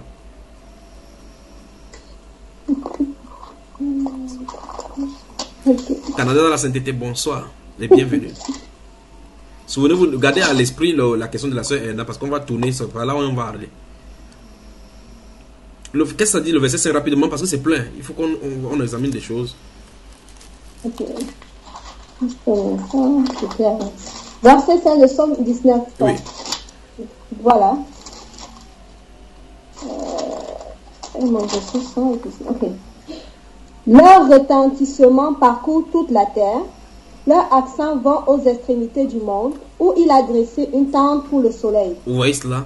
Oh, vous remarquez comment l'apôtre Paul place cette parole-là dans ce contexte, dans ce livre-là à utiliser. Pourtant, il a dit en haut, est-ce qu'ils ont écouté? Oui, ils ont écouté parce que la parole est allée partout. C'est terrible. Et là, remarquez encore une fois de plus, il n'est pas allé au psaume, il n'a pas dit le psaume 19, verset 4 d'abord, parce que les gens disent non, il faut d'abord pour comprendre un verset biblique, il faut lire tout le contexte. Il faut lire tout le texte d'abord pour saisir en sens. Vous m'amusez seulement. Vous m'amusez. Ok, s'il fallait lire le verset, expliquer sur le verset 5, est-ce que vous allez arriver vraiment à expliquer? C'est le Saint-Esprit qui place le passage bien déterminé dans la portion bien déterminée quand il le veut. Vous voyez cela, n'est-ce pas? Dans ce même Romains chapitre 10, chapitre 9, dans Romains chapitre 9, là, verset 10, qu'est-ce qu'il dit? Chapitre 10, verset 9, et, verset 13, il dit, car quiconque invoquera le nom du Seigneur sera sauvé. Remarquez qu'il n'a pas décidé tout Joël. Il est allé prendre le verset 32 de Joël. Oh, là-bas, la Bible déclare, on parle de ces jours-là où il va verser son esprit toute chair et tu vas suffire. Il a dit, car quiconque invoquera le nom du Seigneur sera sauvé. Il a cité Joël. Donc, en clair, regardez bien, dans le verset, du chapitre 9 au chapitre 10, l'apôtre Paul cite Osée, il cite Isaïe, il cite les psaumes, il cite Joël, ainsi de suite. Voilà au moins 4 prophètes que j'ai signalé, qu'il a signé dans ce seul petit passage. Pas qu'il a pris leur livre développé, non. Il a cité les portions, le Saint-Esprit lui a donné les portions des Écritures qui correspondent. Est-ce que vous saisissez? Alors que Dieu vous bénisse. Continuons verset 19 maintenant, du chapitre 10 des Romains. Mais je dis, Israël ne l'a-t-il pas su? Moïse le premier dit, j'exciterai votre jalousie par ce qui n'est point une nation. Je provoquerai votre colère par une nation sans intelligence. Là, il prend Deutéronome chapitre 32, le verset 21, où Moïse avait cité cela. Ça, c'est depuis longtemps, des années, des centaines, des milliers d'années avant. Subitement, ici, il dit qu'il ne l'ont pas su. Moïse le premier dit. Et puis, cite, enfin, le principe est clair. Ils sont de vouloir dire qu'on n'a pas besoin de citer tout le passage de l'écriture. On n'a pas besoin de lire en haut et en bas pour comprendre le contexte. Parce que c'est pas comme ça qu'on comprend Dieu. Vous ne pouvez pas dire qu'il regarde les cheveux de Dieu, il regarde la tête pour voir la grandeur dont il est. Et vous ne pouvez pas voir, saisir sa grandeur.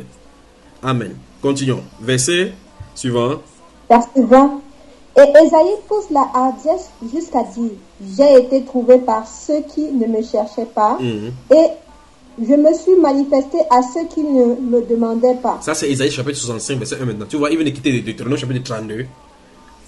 C'est pour ça que les gens ne comprennent pas pourquoi chaque fois qu'on enseigne, on va dans tel passage biblique, on va dans tel passage biblique, on va dans tel passage, il dit que ça commence à embrouiller. C'est effectivement cela. Le Dieu qui est puissant a mis les choses, la façon dont il a fait la Bible ici, en mettant sa volonté là-bas, c'est exactement comme ça qu'il a fait tout ce qui se trouve autour de nous. Vous ne comprendrez jamais comment la substance fait pour entrer dans la terre et entrer dans les plantes. Vous ne pouvez pas savoir quel est le passage. Jamais. De la même façon qu'on a dit que vous ne pouvez pas connaître le passage de la lumière là-bas dans le vide. Vous allez beau faire n'importe comment, utiliser n'importe comment, créer n'importe quel prisme et autres là-bas, utiliser ces caractéristiques du prisme qui transporte la lumière, ça ne vous laissera pas. Pourquoi? Parce que c'est le Dieu Tout-Puissant qui a fait cela. Et il fait ces choses, la Bible déclare, pour qu'on le crée. Je ne sais pas si vous comprenez. Donc, tout à l'heure, on a lu dans Somme 19, verset 5, Deutéronome 32, verset 21. Maintenant, nous sommes dans Isaïe chapitre 65, verset 1. Le verset suivant dont tu vas parler, traite de. Si vous ouvrez Isaïe chapitre 65, le verset 2, ça se trouve là-bas. D'accord, frères et sœurs? Amen. Alors, après, non, c'est bon. Au chapitre 11, il va parler maintenant il y a un reste selon l'élection. Après, il dit qu'au sujet d'Élie, vous ne savez pas. Après, là, maintenant, il a un roi chapitre 17. Là où Élie avait dit qu'il fuyait, comment s'appelle Jézabel, ils ont tué tout le prophète sur le verset 1 seul homme. Il donne, et quelle était la réponse de Dieu? Après, il dit de même, en prenant le cadre de ce qu'Élie fuyait, il dit de même, il y a un reste dans cette leçon-ci. Au verset 25, il dit, vous avez un mystère, c'est que tout Israël est tombé dans la décision jusqu'à ce que la totalité des païens soit entrée, alors tout Israël sera sauvé. Vous allez maintenant commencer à toucher maintenant le livre de Jérémie. Donc, il faut faire attention avec l'apôtre Paul. Il faut vraiment faire attention avec lui. Alors, je recommence encore. Ceci étant compris, maintenant on peut rentrer effectivement dans Éphésiens, dans le chapitre 4, pour comprendre ce que l'apôtre André dit là. On peut y aller? Mon grand frère. Mon grand frère.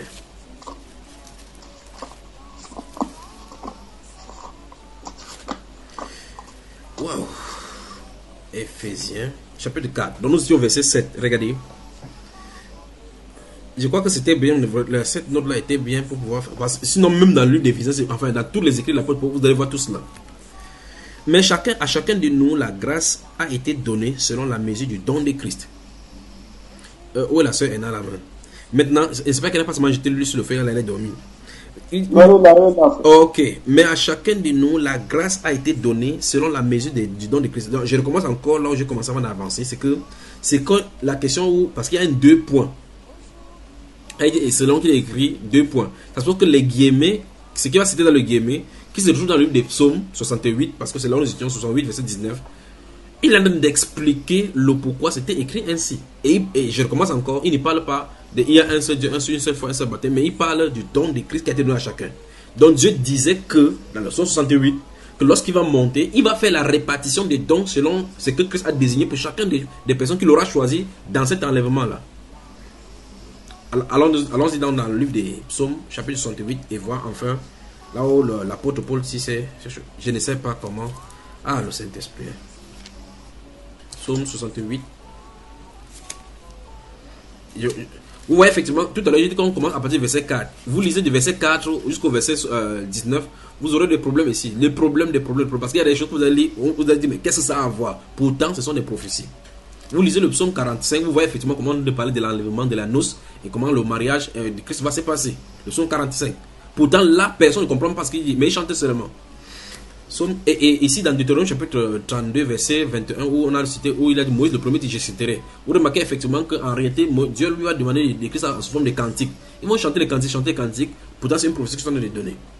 Psaume 68. Verset 19, qu'est-ce que ça dit? Tu es monté dans les hauteurs, tu as amené des captifs, tu as pris en don des hommes, les rebelles habiteront aussi près de l'Éternel Dieu. Alors maintenant, vous remarquez effectivement que subitement après, quand il a dit qu'il a pris en don les hommes, subitement après il dit que les rebelles aussi arriver à... Voilà encore notre truc qui nous entraîne quelque part là maintenant. Que les rebelles aussi habiteront près de l'Éternel. Je veux que vous m'expliquiez comment les rebelles vont faire pour habiter près de Dieu. Or, vous remarquez effectivement que le but pour lequel il fait des dons hommes, ah mon Dieu. Je crois qu'il ferait mieux d'arrêter pour qu'on puisse poser vraiment des questions ce soir-ci. Alors, regardez, rentrons dans Éphésiens chapitre 2. Regardez. Éphésiens. Mon Dieu. Chapitre 2, regardez. À partir du verset 1, suivez attentivement. Gardez-vous à l'esprit ce qu'on a lu dans le volet, le dernier volet du chapitre 68 des psaumes, verset 19. Verset 1. Vous étiez morts par vos offenses et par vos péchés, dans lesquels vous marchiez autrefois selon le train de ce monde, selon le prince de la puissance de l'air, de l'esprit qui agit maintenant dans les fils de la rébellion. Vous avez vu cela? Il dit, nous tous, nous étions de leur nom, nous vivions autrefois selon les convoitises de notre chair, accomplissant les volontés de la chair et de nos pensées. Et nous étions par nature des enfants de colère comme les autres. Ici, l'apôtre, le prophète, l'esprit qui vient sur le prophète là-bas dans le psaume 68 chante en disant quoi? Il dit que même les rebelles vont habiter à côté de Dieu. Alors maintenant, la question tout naturelle, c'est que il s'est posé la question maintenant. Dans le questionnement là, il s'est posé la question maintenant. Comment les gens donc qui sont des païens là, les gens qui sont de ce côté-ci, comment ils vont faire? Dieu dit effectivement dans ces monologues que le Saint-Esprit fait avec lui-même qu'il va faire des dons parmi les hommes et ces hommes-là s'en chargeront pour prêcher pour ceux-là leur voix au chapitre 19. Chapitre 19, verset 5, il dit que leurs voix vont retentir sur toute la terre. La prédication va aller sur toute la terre. Je ne sais pas si vous saisissez.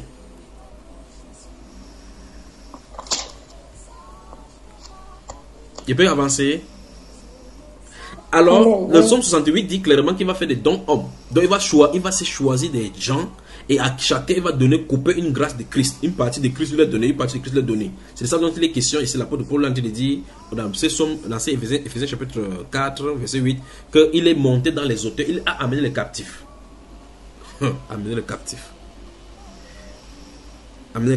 Prenez le temps de lire dans la version d'Abi pour voir. Il a amené captivité, il a amené captif la captivité. Donc, waouh. Je crois qu'à ce rythme, si vous allez me faire parler jusqu'au matin, parce qu'il me sent vraiment bien là-dedans. Il ne faut pas que vous fatiguez, parce que beaucoup d'entre vous, vous avez eu des journées difficiles. Non, frère, on est là. Il peut avancer. Parce qu'il ne faut pas que vous dites dans votre cœur qu'il bavarde beaucoup. Répondez directement à la question. Non, on a fait, mon frère. Vous n'avez pas préparé. Non, demain matin, il doit travailler avec la France aussi. Donc, regardez, il ne faut pas que vous dites que je suis en train de parler. Alors, dans le chapitre 2, l'apôtre Paul explique que les gens, chaque personne était dans la rébellion. L'esprit qui agissait n'importe qui. Et dans le psaume 68, dans le verset 19, il dit dans la première partie que la façon de la rébellion qui se trouve dans les fils qui sont censés habiter auprès de l'Éternel aussi, c'est que les dons hommes doivent venir travailler. Leur rôle, c'est venir travailler pour que les rebelles, parce que vous lisez, vous regardez comme on dit les rebelles vont habiter. Donc ça veut dire que s'ils vivent dans la rébellion, ils vont aller habiter auprès de Dieu. Que non. Les dons hommes doivent travailler. Les versets sont bien clairs là-dessus. Les dons hommes seront là. Parce qu'il a fait le don aux hommes. Pourquoi il quitte, il part, il monte dans les hauteurs, il fait les dons hommes? Parce qu'ils ont une mission à faire. Pour faire que leur voix retentisse, pour faire revenir les gens avec eux. Aujourd'hui, si vous entendez savoir, n'endurcissez pas vos cœurs. Parce que c'est l'endurcissement par la rébellion qui fait que les gens s'éloignent de Dieu. Or, si vous lisez d'abord le psaume 19, donc, psaume 68, là, vous allez remarquer, c'est comme si tout simplement que les rebelles vont, si quelqu'un est rebelle, il va seulement venir vers Dieu. C'est pas ça. Sa rébellion sera transformée en obéissance. par le ministère des dons hommes. Et donc l'apôtre Paul cite ces versets, c'est dans le chapitre 4 d'Éphésiens, en disant donc que, et si vous allez voir par la suite, il a donné dans les hommes en spécifiant dans ces différentes mesures de Christ. Les hommes comme apôtres, parce que quand Christ était sur la terre, il était en même temps apôtre, en même temps évangile, en même temps c'est ça, en même temps disait, en même temps c'est ça. Et donc quand il donne cette répartition là, et bien tous les autres différentes grâces qu'il a, chacun selon la mesure de chacun, pour que chaque personne fait les tâches qu'il leur a accordées. Et puis maintenant, ces personnes-là ont pour but, les 5 particulièrement qui sont ici, ont pour but de perfectionner les 5 en vue de l'œuvre de leur ministère. Pour qu'ils parviennent tous à la connaissance de Christ, à l'image de Christ, pour qu'ils ne soient plus ballottés à tout vent de doctrine. Alors, la réponse de notre sœur, du verset 7, c'est à partir du verset 7 que ça commence. Ça ne signifie pas les choses d'avant, ça explique la répartition des dons du Saint-Esprit que Christ a de répandre sur les différentes personnes qu'il a désignées lorsqu'il montait dans les hauteurs. C'est ça en fait tout ce qu'il bavardait depuis là, c'est ce qu'il voulait dire.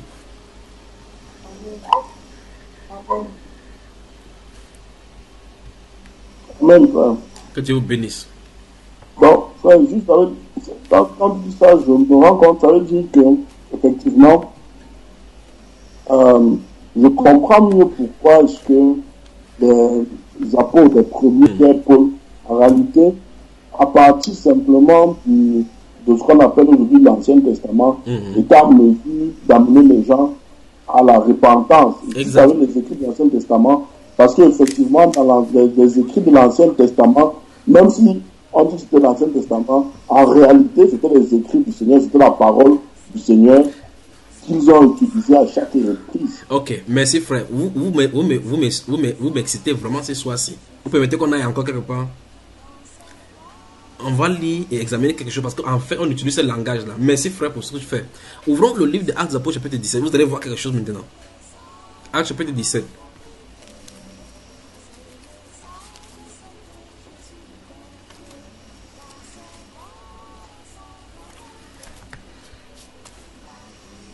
Vous y êtes?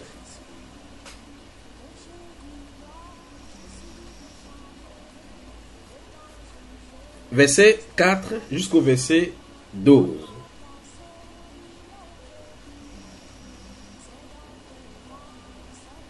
Vous allez remarquer quelque chose maintenant. C'est merveilleux tout simplement. Allons-y. Actes chapitre 17, verset 4 à 12. Hein? Oui. J'ai fait exprès de prendre depuis le verset 4. Allons-y. Ok, je lis. Quelques-uns d'entre eux furent persuadés et se joignirent à Paul et à Silas, ainsi qu'une grande multitude de Grecs craignant Dieu et plusieurs femmes parmi les plus notables. Mais les Juifs, jaloux, prirent avec eux quelques hommes de rien parmi la populace et provoquèrent des attroupements ainsi que du tumulte dans la ville. Ils se portèrent à la maison de Jason et cherchèrent Paul et Silas pour les ramener devant le peuple. Ils ne les trouvèrent pas. Alors, ils traînèrent Jason et quelques frères devant les magistrats en criant: Ceux-ci qui ont bouleversé le monde entier sont aussi venus ici. Et Jason les a reçus. Ils agissent tous contre les décrets de César et disent qu'il y a un autre roi, Jésus. Ces paroles trouvaient la foule et les magistrats, qui ne relâchèrent Jason et les autres qu'après avoir obtenu d'eux une caution. Aussitôt, les frères y partirent de nuit, Paul et Silas libérés. Dès leur arrivée, ils entraient dans la synagogue des Juifs. Ceux-ci avaient des meilleurs sentiments que ceux de Thessalonique. Ils reçurent la parole avec beaucoup d'empressement et ils examinaient chaque jour les Écritures pour savoir si ce qu'on leur disait était exact. Amen. Canada dans la sainteté, bonsoir. Bonsoir. Remarquez très attentivement que dans nos prédications, souvent nous disons que soyez comme les chrétiens de Béret. De Béret, amen. Vous permettez que je parle maintenant, n'est-ce pas? En réalité, il ne s'agit pas des chrétiens. D'après ce qu'on a lu là. Parce que le verset 10 dit, quand il est arrivé là-bas à Béret, il est entré dans la synagogue. Dans la synagogue. Les chrétiens ne se trouvent pas dans la synagogue. Ça c'est un. Voilà. Puisque en fait, quand il part dans chaque ville, il part dans les communautés d'abord où il y a les juifs. Pour d'abord annoncer la bonne nouvelle. C'est quand il rejette qu'il part maintenant vers les païens. Vous y êtes? Bon, maintenant, on dit que j'arrive, c'est parce que tu as parlé d'examiner que les gens là prêchaient avec l'Ancien Testament, ils pouvaient prêcher et expliquer des choses. J'arrive là quelque part.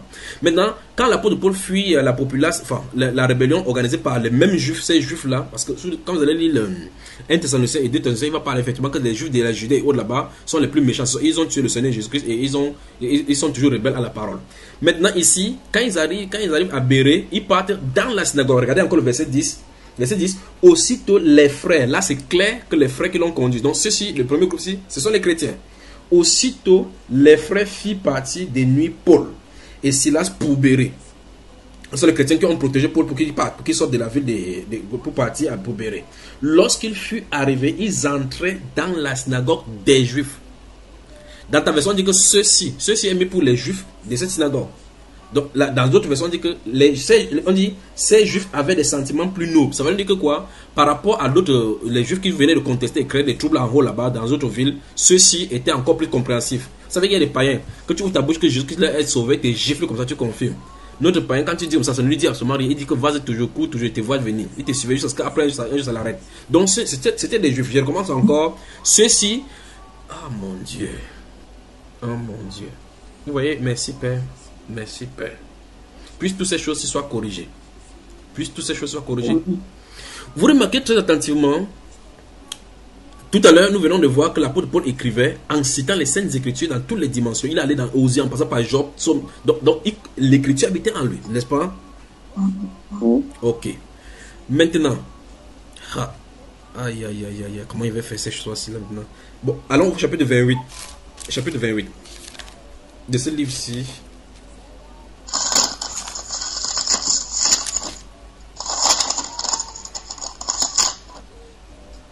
Vous y êtes? Voilà. Maintenant, regardez.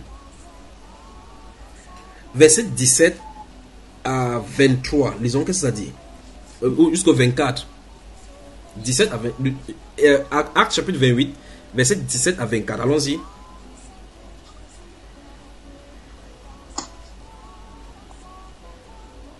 Acte 28, hein? 17 à 24. Oui. Ok. Je lis. Au bout de 3 jours, il convoqua les notables des Juifs. Et quand ils furent réunis, il leur adressa ces paroles. Frères, sans avoir rien fait contre ce peuple ni contre les coutumes de nos pères, j'ai été mis en prison et de Jérusalem, livré entre les mains des Romains. Après m'avoir interrogé, ceux-ci voulaient me relâcher, parce qu'il n'y avait en moi rien qui mérite la mort. Mais les Juifs s'y opposèrent, et j'ai été forcé d'en appeler à César, sans du reste avoir l'intention d'accuser ma nation. Pour ce motif, j'ai demandé à vous voir et à vous parler, car c'est à cause de l'espérance d'Israël que je porte cette chaîne. Ils lui répondirent, nous n'avons reçu de Judée aucune lettre à ton sujet, et il n'est venu aucun frère qui ait rapporté ou dit du mal de toi. Mais nous voudrions entendre de toi ce que tu penses, car nous savons que ce parti rencontre partout la contradiction. Ils lui fixèrent un jour, et plusieurs vinrent le trouver dans son logis. Dans son exposé, il rendait témoignage du royaume de Dieu et cherchait par la loi de Moïse et par les prophètes à les persuader en ce qui concerne Jésus, et cela depuis le matin jusqu'au soir. Les uns furent persuadés par ce qu'ils disaient, les autres restèrent incrédules. Fin de citation. Merci frère. Vous voyez, une fois de plus, l'apôtre Paul prenait dans les Écritures, on dit, la loi de Moïse, les prophètes. Il dit, c'est à l'intérieur qu'il prenait pour annoncer le royaume. Et or, initialement, il leur a exposé effectivement que c'est à cause de l'espérance d'Israël qu'il entendait parler. Donc, Israël a une espérance qui leur a été accordée. Mais maintenant, c'est dit avec les mots de Dieu, avec les façons de Dieu. Il faut prendre les images, les exposer. C'est le but du Nouveau Testament. Le but du Nouveau Testament, c'est d'éclairer ce qui était de l'ombre. De prendre les types et amener à la lumière pour que les gens puissent voir ça clairement. Parler de résurrection, parler de l'enlèvement. Tout ça, c'est trouve dans l'Ancien Testament. Mais pour que quelqu'un y parle et ici aventure, il va falloir que le Saint-Esprit soit celui pour bien les connecter, comme vous voyez l'apôtre Paul faire. Or, vous allez voir, quelqu'un va dire, il faut qu'il lit le chapitre de l'amour. J'aime le chapitre de l'amour, il lit le chapitre de l'amour, il vient lire tout le chapitre, il commence à expliquer verset par verset. Ça n'a pas de sens. Il faut Ce sont les choses. Dieu a bouleversé ces choses-ci, comme vous avez vu dans la nature. Les gens partent partout là. Il a mis ça comme ça. Il les arrange doucement, doucement, comme un jeu de puzzle où on va monter.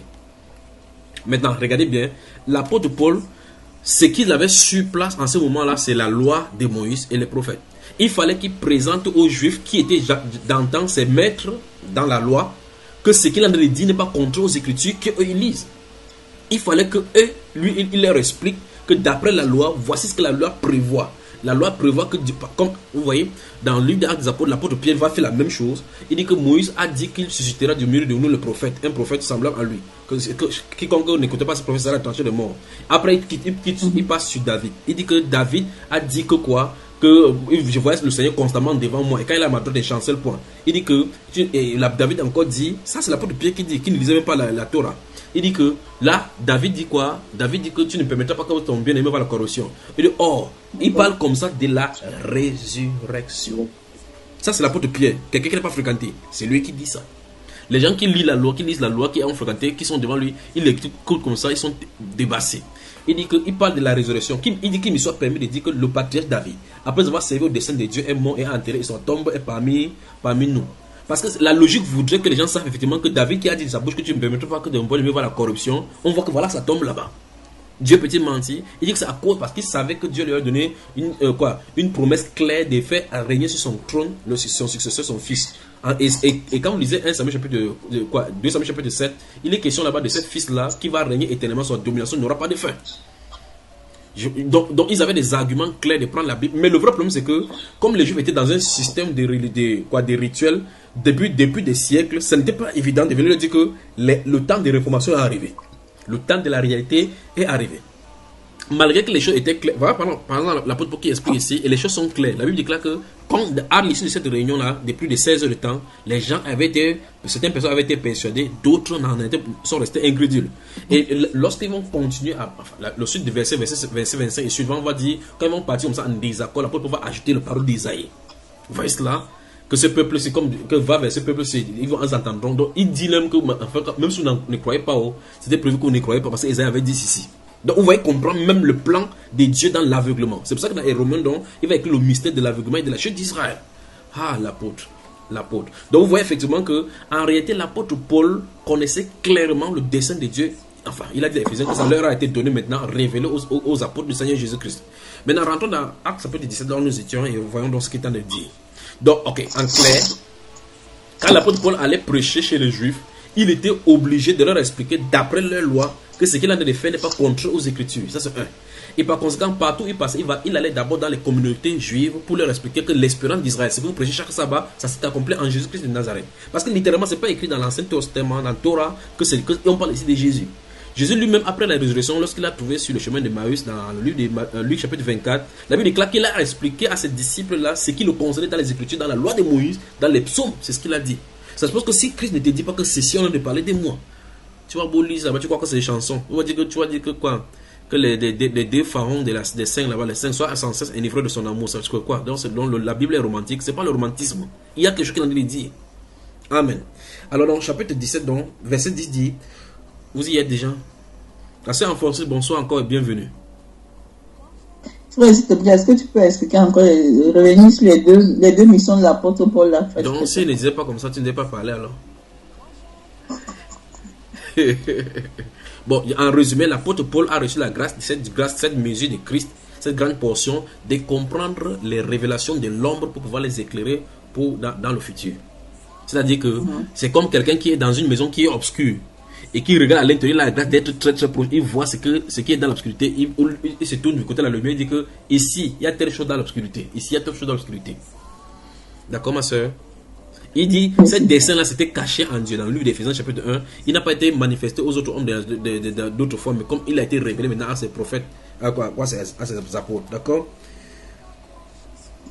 Que le Seigneur te bénisse, que le Seigneur vous bénisse, que le Seigneur vous bénisse. Quand vous lisez, faites attention à qui est l'apôtre Paul. Faites attention. Quand il a dit, vous voyez quelqu'un parler sur la table, la main sur la table, que j'ai posé la fondation comme ça, un autre baptiste, que faites attention, il n'y a plus de fondation à bâtir. Vous devez savoir qui il est. Quand quelqu'un ouvre sa bouche, il dit, vous pouvez, en lisant même mes écrits, vous pouvez vous imaginer. Donc ça veut dire que on va seulement imaginer avec notre petite intelligence, la façon dont il avait la connaissance de Christ. En lisant seulement les écrits de l'apôtre Paul, souvent je cours dans la maison seul comme un fou. Parce que vous voyez des choses qu'il dit là-bas, vous comprenez que quelque chose ne va pas. Vous dites, oh mon Dieu. Chapitre 17, verset 10. Aussitôt les frères firent partie, nous sommes dans le chapitre 17 des Actes des Apôtres là maintenant. Aussitôt les frères firent partie des nuits, Paul et Silas pour Bérée. J'ai dit ici, ceux qui vont faire partie pour les préserver, parce que Jason il était membre d'abord de la cette synagogue là. Et la maison était constituée à Saint-Roch, il est entré là, loger là-bas. Comme on a cherché l'apôtre, on n'a pas vu, on a attrapé sur qu'il était chez lui. Le gars a payé la caution pour qu'on le libère. Quand les gens ont vu comme ça, ils ont fait partie Paul et Silas dans une autre ville, dans la ville contrée voisine qui est Bérée. Et quand vous arrivez à Bérée, donc c'est ça le problème, c'est ici qui nous intéresse. On dit qu'ils entraient dans la synagogue des Juifs. Souvenez-vous, on a dit la synagogue des Juifs. Les chrétiens n'ont jamais eu de synagogue. Ok, maintenant. Alors, verset 11, ces Juifs, les Juifs de ces synagogues. Il ne sait pas si vous me saisissez maintenant.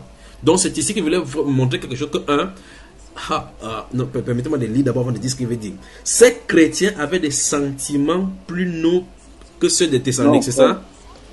Non. Ces Juifs. Bon, maintenant, je vais vous m'expliquer donc. L'expression chrétienne de Bérée sort d'où? C'est la correction. Amen.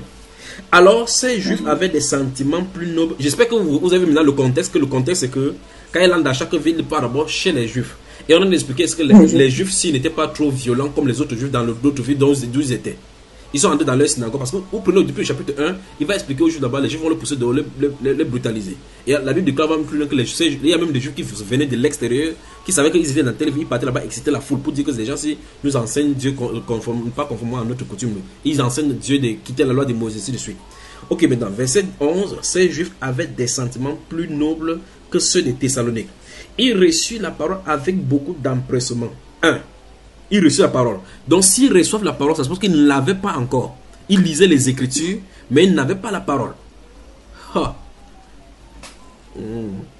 Quand vous voyez l'expression dans la Bible, dans le Nouveau Testament, particulièrement dans les Actes des Apôtres, reçu la parole. Si vous lisez le chapitre 8 par exemple, vous allez voir, lorsque l'apôtre, l'évangéliste Philippe il descendra en Samarie pour prêcher, la Bible déclare que les apôtres qui étaient à Jérusalem, les anciens, lorsqu'ils apprirent que la Samarie avait reçu la parole. Parce que la Samarie n'était pas convertie. Quand on parle de recevoir la parole, ça se pose qu'ils ont été convertis. Que Dieu bénisse. Vous m'entendez, mes frères?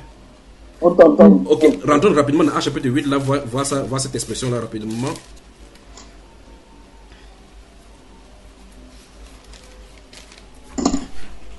Vous pouvez voir ça dans chapitre 8, dans 1 Thessaloniciens chapitre 2, verset 13.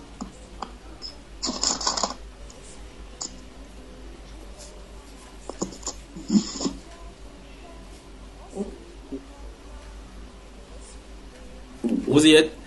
Actes chapitre 8. Donc, vous pouvez noter les versets 4 à 15. On n'a pas lu tout cela. Je vais seulement vous montrer la chose. Permettez-moi de trouver Actes chapitre 8. Vous y êtes? Voilà. Regardez le verset 14. Le verset 14 seulement. Verset 14 seulement.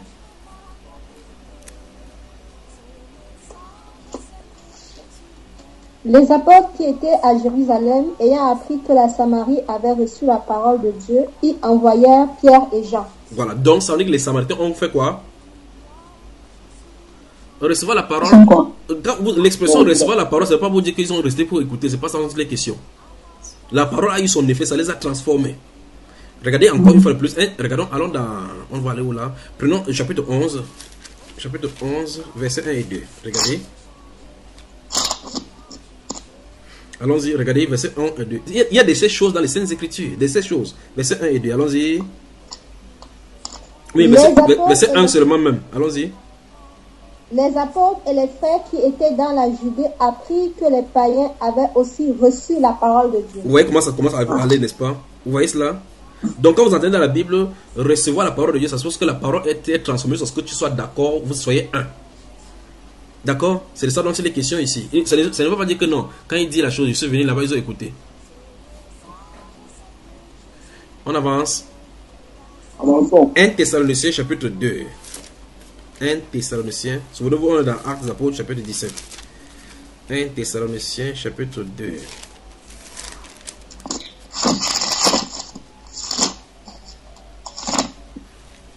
le verset 13.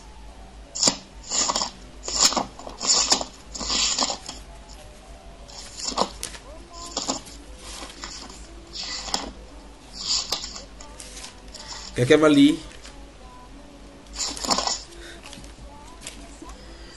C'est pourquoi nous rendons continuellement grâce à Dieu de ce qu'en recevant la parole de Dieu que nous vous avons fait entendre, vous l'avez accueillie non comme la parole des hommes, mais comme ce qu'elle est vraiment, la parole de Dieu qui agit en vous qui croyez. Donc, quoi que là, si c'était un peu plus sombre dans les autres, ici, là, c'est clairement que ils parlent aux Thessaloniciens comme étant des païens et qu'ils ont reçu, et que quand ils ont reçu, ça a agi en eux, ça les a transformés. Et là-bas, au verset 9, on va dire qu'ils ont abandonné les idoles pour servir les dieux vivants et vrais. N'est-ce pas? Alors, donc vous voyez, rentrons dans notre acte des apôtres, chapitre 17, regardez. Donc, c'est clair que ces juifs, ces personnes étaient des juifs, ça c'est clair. Ce n'est pas des juifs qui étaient convertis, non. Parce qu'ils entrent dans Péré, ils entrent premièrement dans la synagogue pour aller annoncer que ce que vous prêchez chaque jour, qui était dans l'homme, entrer dans la réalité, maintenant avancé. Vous voyez cela? Et il dit, maintenant, verset 11, ces juifs avaient des sentiments plus nobles. Ça se passe que sur le plan comportemental, ils n'étaient pas violents. Ils n'étaient pas agressifs comme s'ils défendaient leur religion comme les musulmans font aujourd'hui. Non, ils écoutaient pour... Et là maintenant, on touche le volet. On dit que ceux de Thessalonique, ils reçurent la parole avec beaucoup d'empressement. Ça veut dire que c'était facile de leur prêcher. Ils ont accepté, ils ont cru. Vous avez vu cela? On dit quoi? Il dit, et ils examinaient chaque jour les Écritures pour voir si ce qu'on leur disait était exact.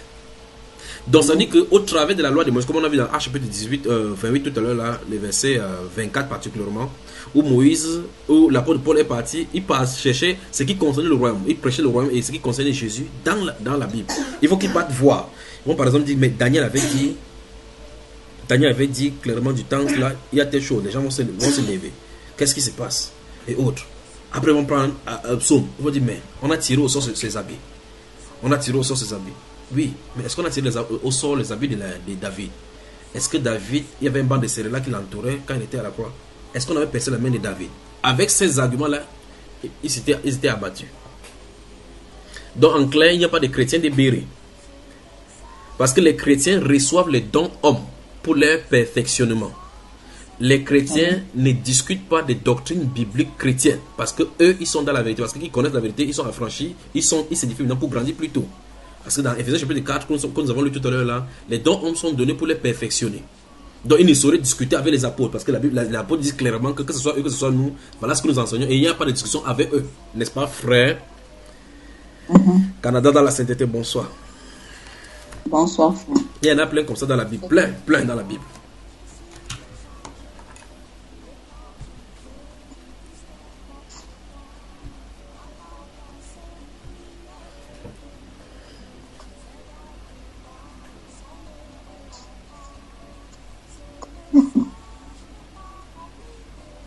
Oui, frère Francis, donc ça veut dire qu'on peut se dire à bientôt donc sur Canada la sainteté.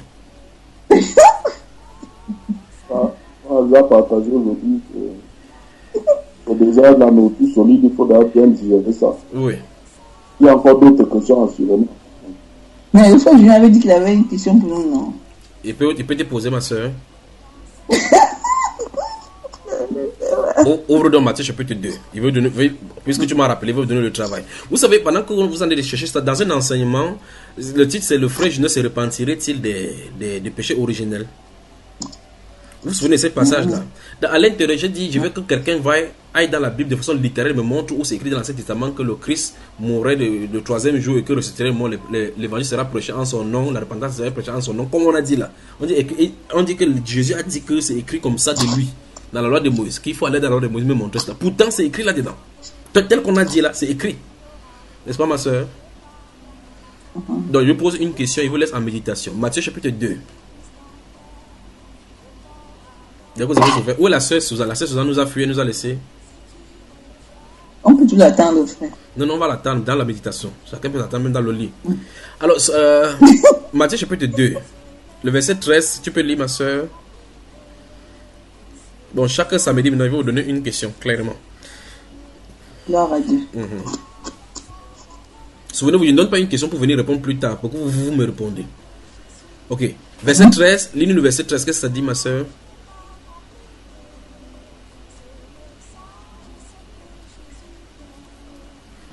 Le verset 13, lis alors.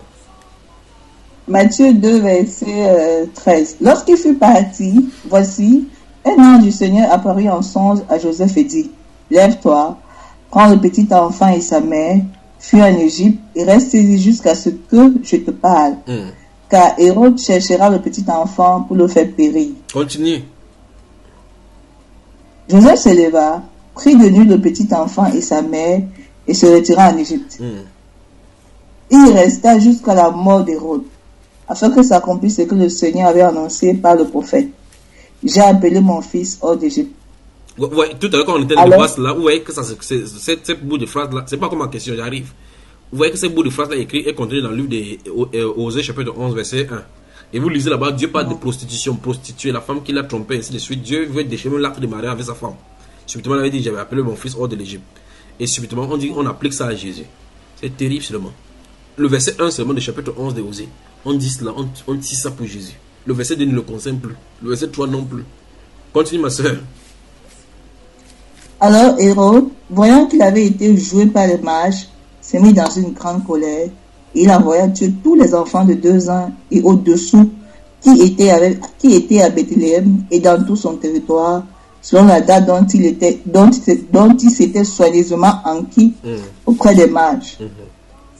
Alors s'accomplit ce qui avait été annoncé par Jérémie le prophète. On a entendu des cris à Rama, des pleurs et de grandes lamentations. Rachel pleure ses enfants et n'a pas voulu être consolée parce qu'ils ne sont plus. Continue, ma soeur. Continue. Quand Hérode fut mort, voici un ange du Seigneur apparu en songe à Joseph en Égypte et dit, lève-toi, prends le petit enfant et sa mère et va dans le pays d'Israël, car ceux qui en voulaient la vie du petit enfant sont morts. Joseph se leva, prit le petit enfant et sa mère et alla dans le pays d'Israël. Mais, ayant appris qu'Archélaüs régnait sur la Judée à la place d'Hérode son père, il craignit de s'y rendre. Et, divinement averti en songe, il se retira dans le territoire de la Galilée.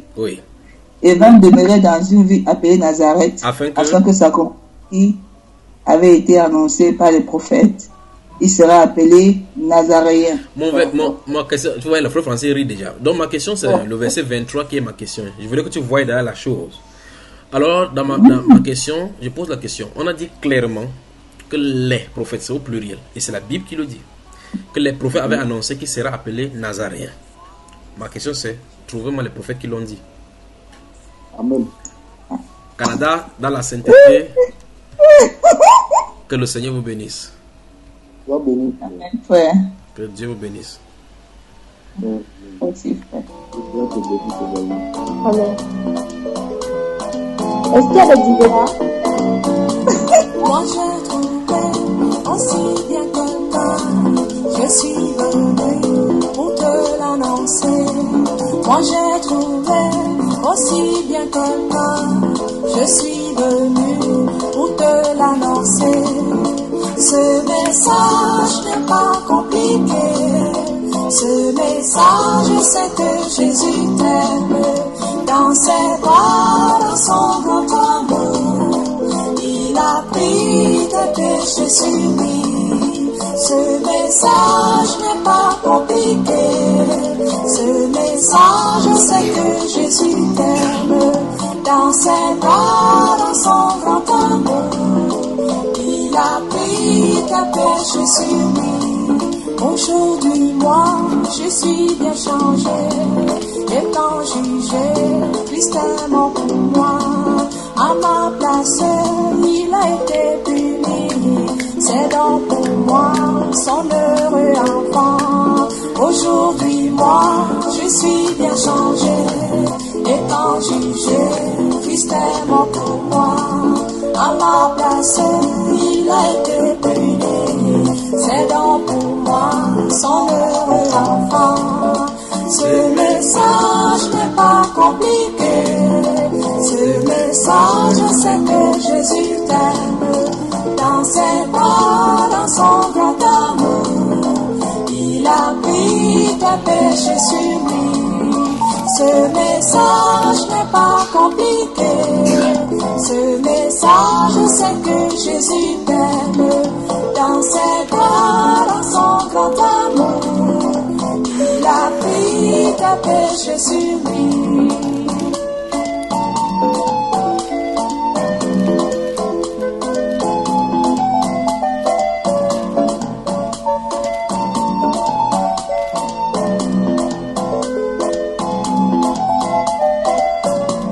Oh mon ami, Jésus-Christ t'appelle.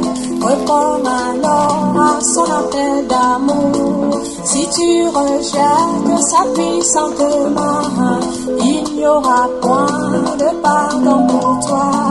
Oh mon ami, Jésus-Christ t'appelle. Réponds alors à son appel d'amour. Si tu rejettes sa puissante main, il n'y aura point de pardon pour toi. Ce message n'est pas compliqué. Ce message, c'est que Jésus t'aime. Dans ses bras, dans son grand amour, il a pris tes péchés sur lui. Ce message n'est pas compliqué. Ce message, c'est que Jésus t'aime. Dans ses bras, dans son grand amour, il a pris tes péchés sur lui.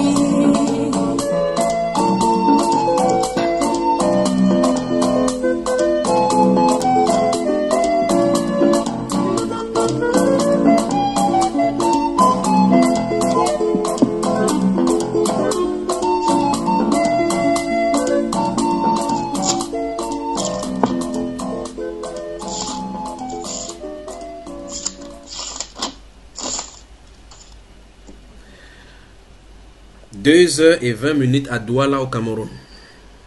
Quelle heure au Canada en fonction des fuseaux horaires? Ok, dès 21h17. 21h17. Que le Seigneur vous bénisse, que le Seigneur vous bénisse, que le Seigneur vous bénisse. Amen. Amen.